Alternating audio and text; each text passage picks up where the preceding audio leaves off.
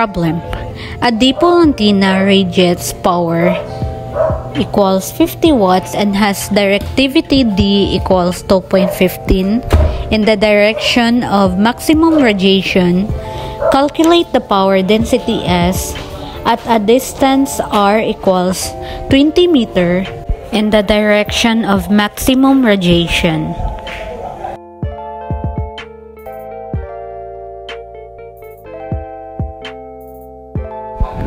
Pagkuha sa effective radiated power, mao ang effective power equals total power times D 50 watts times 2.15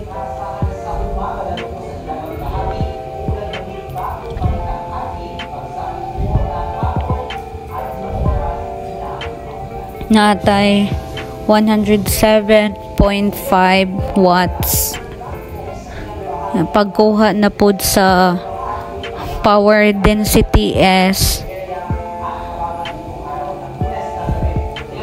mao ang S equals effective power over 4 pi R squared. Natay sa effective power or effective radiated power natay 107.5 over 4 pi, tapos natay direction nga 20, mo nang 20 squared, copy na 107.5 over sa pag 4 pi times 20 squared na atay 16 or 1,600 pi.